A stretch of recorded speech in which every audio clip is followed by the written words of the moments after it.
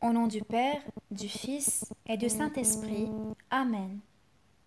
Prière du matin pour une personne malade intitulée Seigneur, je vous offre toutes mes souffrances dès l'aube du jour, et recommandée par l'abbé Pierre-Joseph César Bulot. Ô mon Dieu, dès l'aurore, j'élève vers vous mes pensées et mes affections.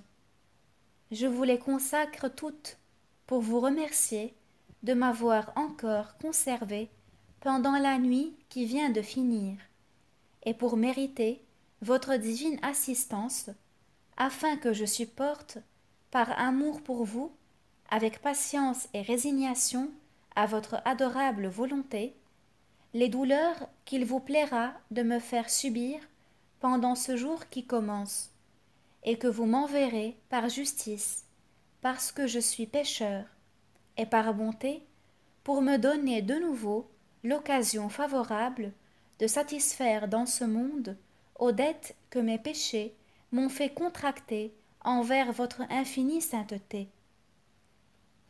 La faiblesse de ma nature me porte cependant à avoir peur des nouvelles heures qui vont se succéder pendant une durée qui m'est inconnue, mais à laquelle je vous demande la grâce de me soumettre en véritable pénitent.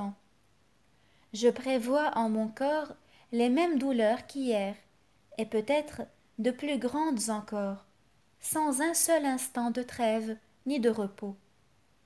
Il me faudra reprendre ou abandonner les mêmes remèdes, consentir à des expériences déjà tristement faites, et demeurer dans la sévère clôture de cette chambre sur une couche douloureuse. Dans mon âme, je serai condamné aux mêmes tristesses, aux mêmes anxiétés. Il me faudra avoir la même affliction de ceux qui m'aiment et me sont chers, ou subir avec un visage aimable les consolations banales de plus d'un visiteur qui n'aura peut-être qu'une compassion d'apparat, et sourire à des promesses de guérison dont il sera le premier à avoir l'inanité. Seigneur, je prévois toutes ces tristesses, toutes ces souffrances dès l'aube du jour, et voilà pourquoi je me sens saisi d'une sorte d'effroi. Néanmoins, je ne m'en plains pas, ô mon Dieu, vous savez mieux que moi ce qui m'est salutaire, et je baise avec amour votre main toujours paternelle alors même qu'elle me frappe. J'accepte ces mots comme l'aiguillon qui presse mon âme de se jeter entre vos bras.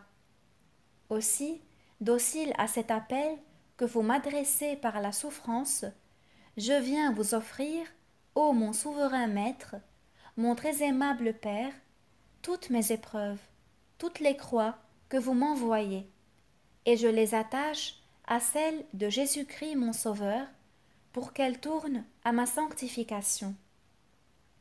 Je vous dirai, avec saint Augustin, faites que je vous le dise avec la même sincérité. Seigneur, brûlez, coupez, ne m'épargnez point sur la terre, pourvu que vous m'épargniez dans l'éternité. Si ces dispositions de mon cœur étaient malheureusement ébranlées par la violence de mes douleurs et l'excès de mes maux, au point de ne plus me laisser la force de vous faire mon sacrifice aussi généreusement que je le voudrais, ô Dieu de miséricorde, daignez du moins me tenir compte de ma bonne volonté, et me pardonner des faiblesses dont je me repens dès maintenant en vue de vous. Je confesse, Seigneur, avec une profonde humilité, que ma vie passée ne me donne aucun titre auprès de vous pour espérer de votre généreuse libéralité ces grâces privilégiées que vous vous plaisez à accorder à vos serviteurs plus fidèles. Mais, comme autrefois la pieuse chananéenne, je vous conjure de jeter sur moi un regard de votre pitié et de m'accorder, pour vivre et mourir dans votre amour, au moins les miettes de votre divine table, ces moindres grâces que vous avez promis de ne jamais refuser même aux plus grands pécheurs, qui vous supplient avec componction et sincère regret du passé. Ainsi soit-il.